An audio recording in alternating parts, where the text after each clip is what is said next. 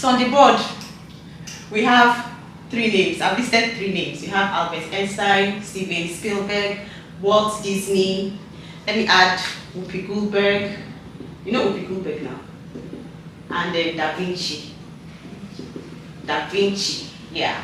I have 5 names. Let me start with 5 names. So these 5 names, right, they are famous and successful people. They are very, very famous and successful people. I won't give you their biography. Google is your friend. But one thing many people don't know about these famous, successful people is that they have dyslexia. This is D-Y-S-L-E-S-X-I-A, dyslexia. Dyslexia is a neurological condition that affects one's ability to read, to write, to spell, and even to speak fluently, right?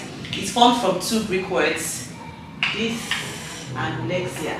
Lexis, actually, I don't have another S here. So this meaning difficulty and this meaning language. So difficulty in language, right? I'm going to explain dyslexia because chances are you have met a child or 2 or even an adult who has dyslexia but you do not know, or you know but you don't know how to deal with the situation.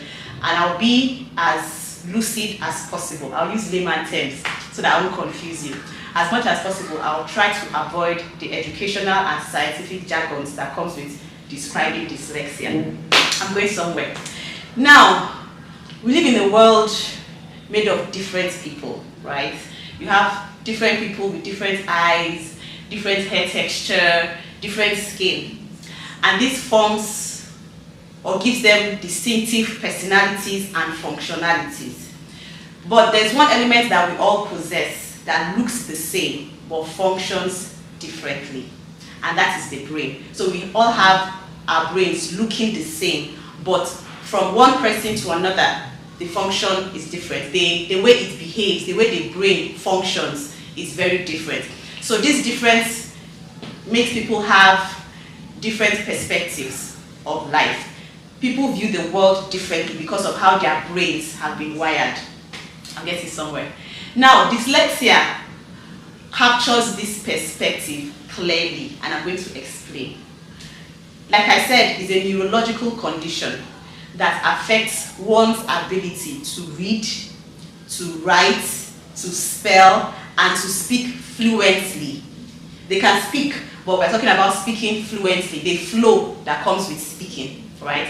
So, people tend to assume, especially in the classroom setting, people tend to assume that children that have dyslexia, that's dyslexics, are not intelligent. But that is not the case. It's far from the truth. Very, very far from the truth. In fact, even if they have high IQ or average IQ, they will still struggle in some things. So dyslexia has a way of, it challenges the ability to do some specific tasks at reasonable speed. Right? Specific tasks at reasonable speed.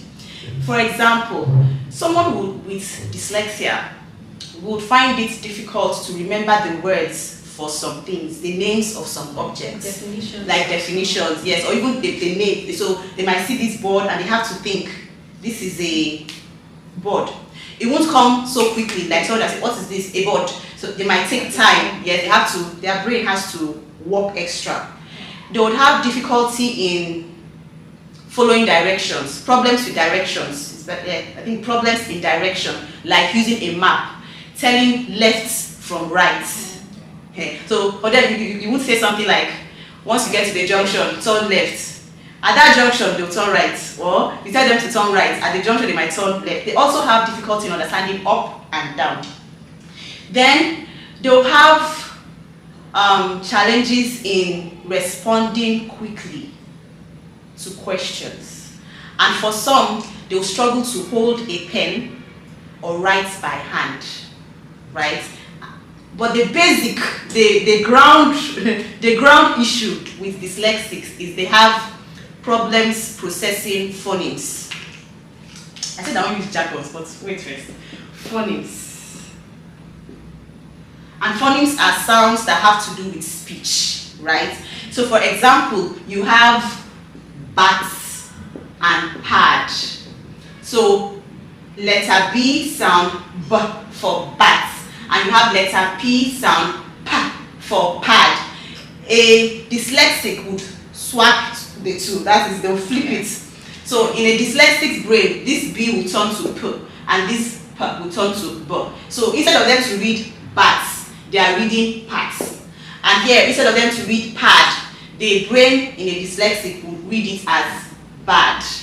It also happens for sounds J and L. That is, letter J sounds J and letter L. So instead of jet, they might read it as let or leg, jeg. You understand what I'm saying? Now, why is this happening? It's because of how their brain has been wired, how their brain is functioning. And I'm going to give you an example. Let me draw. I can't draw, but let me draw. So, we have, I hope you can see this too. So, this is, let me clean this. Let me just clean it so that it will be very, very big. So, this is the brain. I said I can't draw, but let me draw. This is the brain. Something like this. And then you have something in the middle, like this, that divides the brain into two. And the teacher in me will have to add some serum. Now, you can see, this is how your brain looks like. This is the left hemisphere. And here we have the right hemisphere. Right? So pay attention now. The left side of the brain is the part of the brain that deals with language. Right? The part of the brain that deals with phonological processing and word recognition. It's the part of the brain that is academic and logical. So this is the part of the brain that you use in school a lot of times. The academic and logical part of the brain is the left hemisphere. The right hemisphere is the creative and artistic part of the brain. You understand? So, the left hemisphere in the brain of a dyslexic is not working at optimum capacity. It's like you have a battery, right? And instead of it operating at 100%, it's operating at maybe 20%. There's a lot of underactivity taking place in this left hemisphere that deals with the academic and logical parts of a child's brain. And that academic part of the brain is the part of the brain that deals with the spelling, reading, writing, solving math problems. All of that is here. So there's a lot of underactivity. It's not charged up. But this right hemisphere is charged and overcharged. There's a lot of overactivity happening here to make up for the lack of activity, or to make up for the underactivity happening here. So it's working on completing its 100% and giving an extra to make up for that loss that seems to be happening at the left hemisphere. So you see that even though a dyslexic child is struggling to read, to write, to spell, to speak, he's very creative, he's very artistic. They are good at painting, dancing, singing, inventing things. They are good at telling stories. I didn't say writing stories. Telling stories. Yes, good storytellers. And they are good at making people laugh.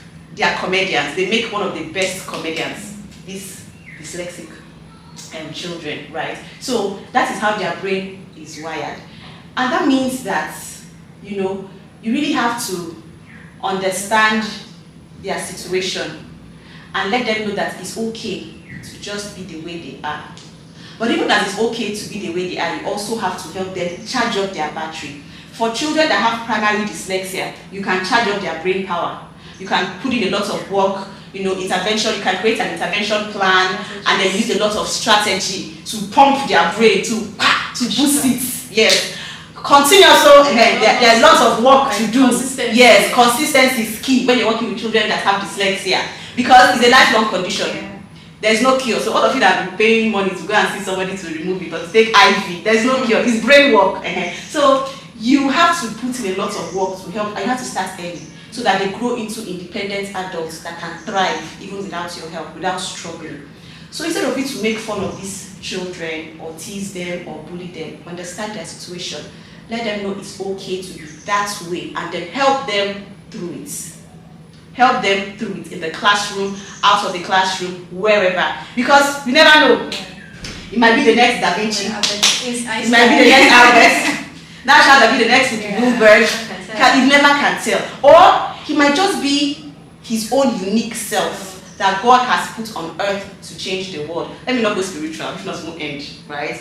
And now you're asking, okay, how do we help them? He's not here to tell me about it. No, that's not what this video is for. This video just lets that these people are around and you might notice them. Even right now watching the video, some names will come into your mind like, oh, this child, this child, this child. Yeah. And that is where Miss Isi comes in, right? In Hadassah Hall, we have special needs departments, and we have dyslexic children, we have autistic children, we have children with ADHD, we have speech therapy, but this is on dyslexia, right?